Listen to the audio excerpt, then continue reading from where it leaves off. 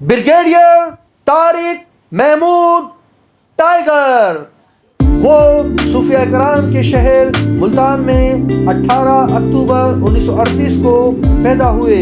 لاہور کے government college سے فارغ ہونے کے بعد پشاور میں قانون کی تعلیم حاصل کرنے چلے گئے، مگر کوئی نہ کوئی ایسی چیز تھی جو ان کے اندر ہلچل پیدا کرتی تھی۔ وہ سمجھ نہیں پاتے تھے کہ آخر یہ کیا ہے۔ وہ راتوں کو سوتے ہوئے اٹھ کر بیٹھ جاتے۔ انہیں یوں لگتا تھا کہ انہیں کوئی آواز دے رہا ہے، کوئی بلا رہا ہے۔ آخر ایک صبح وہ اٹھے، قانون کی تعلیم کو خیر بات کہا اور فوج میں اپلائی کر دیا۔ 1963 میں پاکستان ملٹری اکیڈمی سے ایک بہترین افسر بن کر پاس آؤٹ ہوئے۔ فوج نے انہیں کمانڈو تربیت دی اور تربیت مکمل کر کے وہ SSG کمانڈوز کی پہلی بٹالین میں شامل ہو گئے۔ 1965 میں انہیں امریکہ میں ہونے والے ایک ایڈوانس اسپیشل کورس کے لیے منتخب کیا گیا کہ پاک بھارت جنگ شروع ہو گئی۔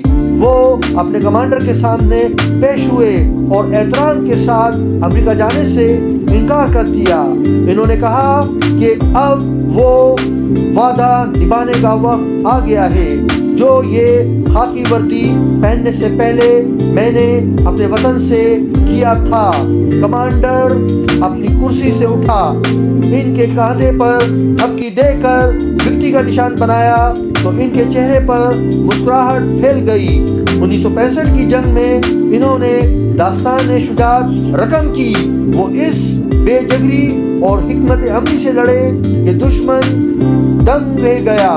1965 کی جنگ میں بے مثال بہادری پر انہیں ستارہ جرأت سے نوازا گیا۔ 1970 میں انہیں میجر کے رینک پر ترقی دی گئی۔ 1971 کی جنگ میں انہوں نے دوبارہ شجاعت کے جوہر دکھائے۔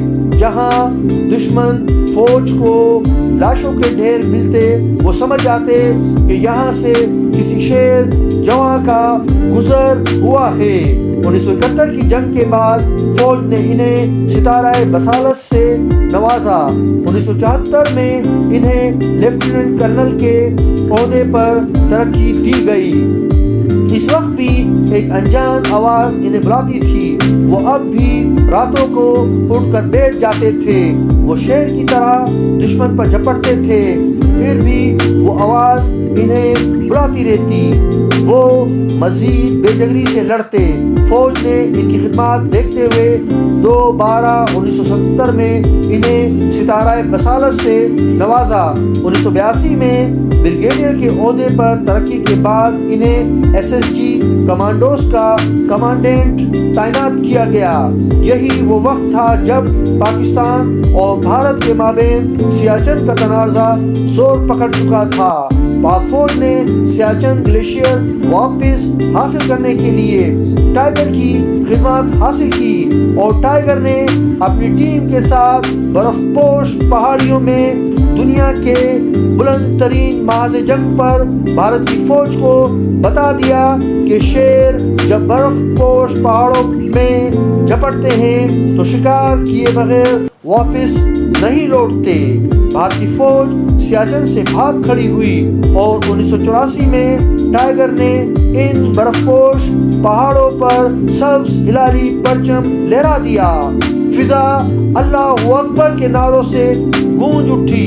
5 ستمبر 1986 کو کراچی ایئرپورٹ پر ایک مسافر بردار امریکی طیارہ ہائی جیک کر لیا گیا۔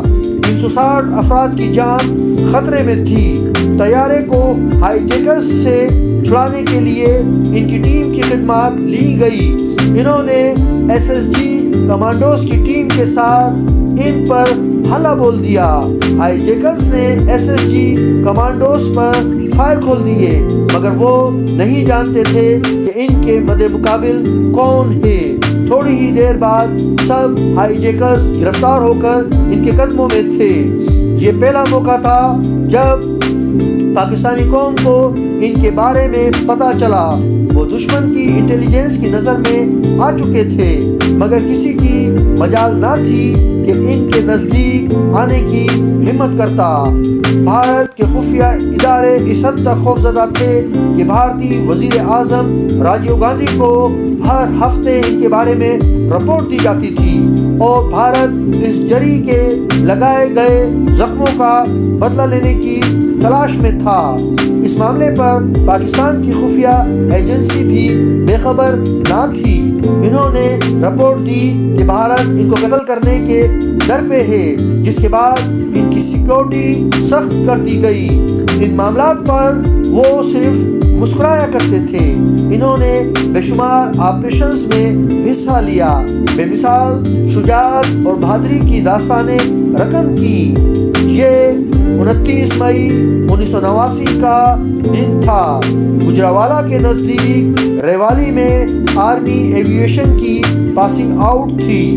وہ SSG کمانڈوز کی پیرا ٹروپنگ ٹیم کو لیڈ کر رہے تھے۔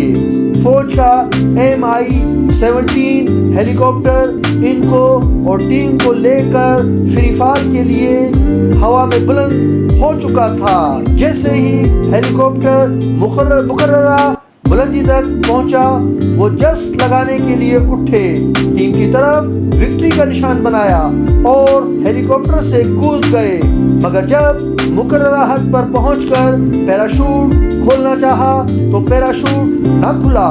انہیں احساس ہو چلا تھا کہ اب اللہ کی امانت واپس کرنے کا وقت آ چکا ہے۔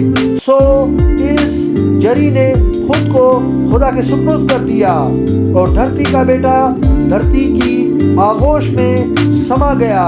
اگلا دن پاکستانی قوم کے لیے سوگ کا دن تھا۔ اخباروں میں خبر آئی کہ Pakistani commando brigadier Tariq Mahmood tigers free fall کا مظاہرہ کرتے ہوئے پیراشوٹ نہ کھلنے پر شہادت پا گئے۔